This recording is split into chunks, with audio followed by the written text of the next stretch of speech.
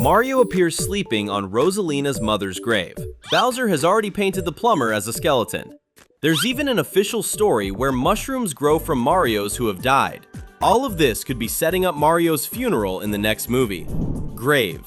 Do you know what the very first Super Mario Galaxy scene the world ever saw was? In it, Mario is sleeping next to a tree that holds way more secrets than it seems, because that tree is actually the grave of Rosalina's mother.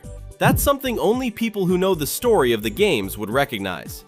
The thing is, in the Super Mario Galaxy games, Rosalina's past is told through a storybook, and that's where we find out that her mother was buried underneath a tree. Look at that tree and compare it to the one Mario is leaning against while he naps. They look like different versions of the exact same tree.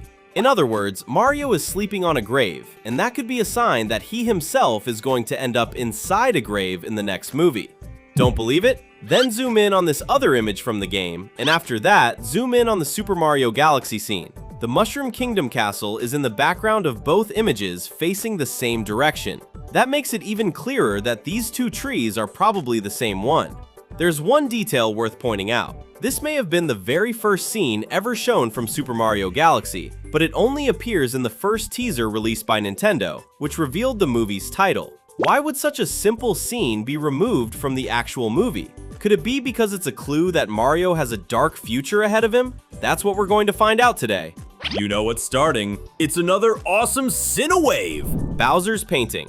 One of the biggest clues about what could happen to Mario is in the scene where Bowser makes a painting. Take a close look at it. He drew Mario as a skeleton, as if the plumber had died, and maybe that's actually a vision of the future. After all, the reason King Koopa did this was never explained. Even though he still had a grudge against Mario at this point, Bowser was trying to redeem himself and didn't seem to genuinely want the plumber dead. In fact, he helped Mario once he managed to break free, and he only went back to being a villain because of his son, Bowser Jr. So it doesn't really make sense for Bowser to have made that painting just because he hated Mario, which raises the possibility that he was drawing a vision of the future that he had seen. Zoom in on his face. Bowser looks shocked by what he himself painted, almost like he doesn't even understand why he drew it. And here's something not many people know. Bowser actually has some magical powers in the games. In the manual for the original 1985 Super Mario Bros., it says that he used magic to turn the people of the Mushroom Kingdom into stones. Bowser may not use magic like that in the movies, but he could still have some secret magical abilities, like being able to see the future. Did the King of the Koopas somehow predict that Mario is going to lose his life in the next movie? 1-Up Mushroom. The craziest part is that it actually makes perfect sense for Mario to die in his third movie, because this would be the perfect opportunity to introduce one of the most important power-ups from the games, the 1-Up Mushroom, which allows anyone who uses it to come back to life once after dying. In other animated movies for kids, it would be crazy for the main character to simply lose his life, but that's actually possible in Super Mario because the 1-Up Mushroom can bring him back. Just imagine a scene where he gets taken out by the main villain, but then someone grabs this legendary power-up and uses it to bring Mario back to life in a huge emotional moment. We imagine that, just like the superstar, the 1-Up Mushroom will be treated as one of the rarest and most powerful power-ups in the mushroom world. Both power-ups are common in the games, even though they're harder to obtain, but the superstar was turned into a legendary artifact in the movie universe. It's fair to believe that a green mushroom capable of bringing you back to life would also be something just as legendary in this cinematic universe created by Illumination in partnership with Nintendo. And this mushroom may be much darker than it looks, because there's an official Mario story where every 1-Up mushroom grows from the body of a Mario who died. But before we take a look at this dark origin, how about commenting #mushroom down below, so we know you made it this far. Mario Mushroom. What if we told you that every 1-Up mushroom grows from the body of a Mario who has already died?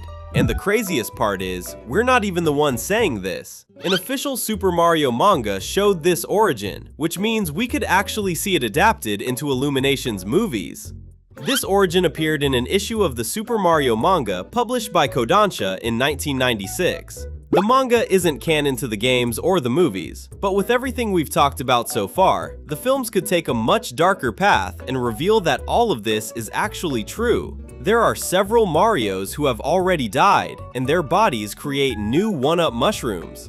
After all, the movies have already shown that they don't take inspiration only from the games, but from other adaptations too. Illumination's first movie focused on Mario and Luigi coming from the real world and being transported to the Mushroom Kingdom, just like in the 1993 live-action Super Mario movie. The musical commercial they made, on the other hand, is a reference to the Super Mario Bros. Super Show. So yes, Illumination could also take inspiration from Kodansha's manga and make the 1-Up mushroom much darker, especially because it's already been confirmed that people involved in making the movies know about this version of the mushroom. Secret revealed. We're not even kidding. We have proof that Chris Pratt himself, Mario's voice actor, knows about this mushroom story. He was asked about it in an interview with comicbook.com, where he responded that it makes him want to eat mushrooms even less. In other words, he gave a funny answer, but he neither confirmed nor denied that this could happen in the movies. He probably knows whether the theory that this is going to happen in the films is true or false. Even so, the actor didn't deny the possibility of it happening in a sequel. Could Chris Pratt know more than we might imagine? The most important thing is this: if he knows about this creepy story, then that means other people involved in making the movies probably know about it too. And if they know about it, they could turn it into reality. King Boo. But what if we told you that Mario is actually going to lose his life on purpose so he can become a ghost?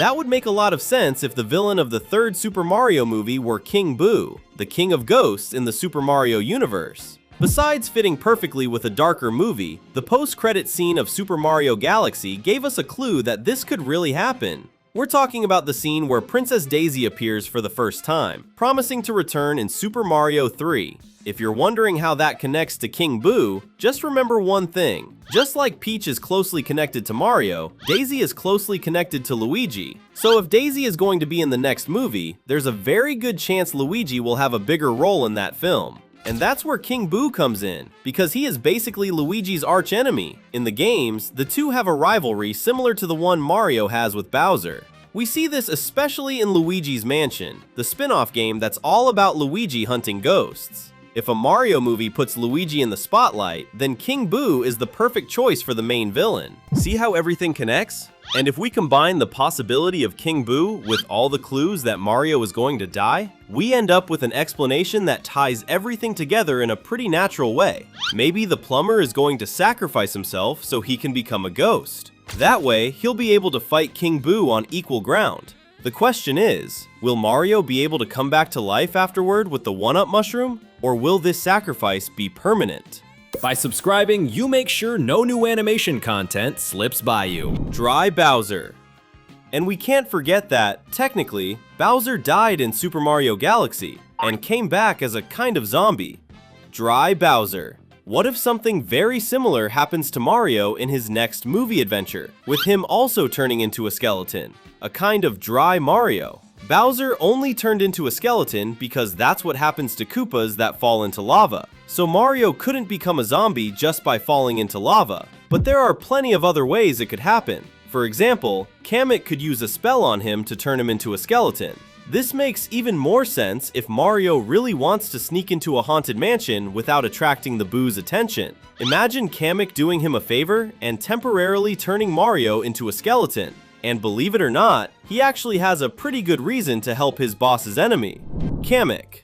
Kamek works for Bowser and seems to have no reason to help Mario. But that's where you'd be wrong, because besides being the one who could turn him into dry Mario, Kamek could also be the one who brings the plumber back to life. To understand why, we need to go back to the final battle of Super Mario Galaxy, where the hero saved Bowser Jr.'s life, and the King of the Koopas was extremely grateful that his son had been saved. Mario saved the life of the person who matters most to Bowser, so it's fair to believe that Bowser owes the plumber one. And the way the King of the Koopas could repay that debt is by having Kamek help the hero, like using a spell to temporarily turn him into dry Mario. Taking things even further, Kamek could be the one who brings Mario back to life if he loses his life during a battle. The wizard who works for Bowser knows an insane number of spells, so it's possible that one of them could involve bringing people back from the dead, even if it comes with a huge consequence, like Kamek having to give up his own life to save Mario.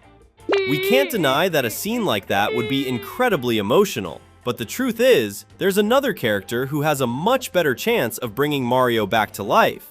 Princess Peach. It may sound crazy, but your mind is going to be blown when we explain how this could happen. So take a deep breath and come with us. Peach. Okay, so how could Princess Peach possibly be able to bring Mario back to life? The truth is, Super Mario Galaxy already answered that when it revealed that Peach and Rosalina have cosmic superpowers because they're made of stardust. When the two of them touch, they're able to create life out of nothing. In fact, they turned Bowser's planet into a world filled with grass, trees, and life.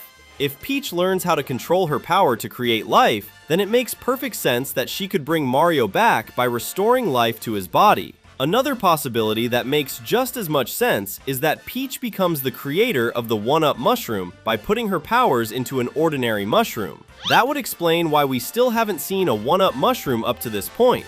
They simply hadn't been created yet. To keep it going, we've left 2 videos that are totally your style. Pick one and keep watching with us. Thanks, and see you next time.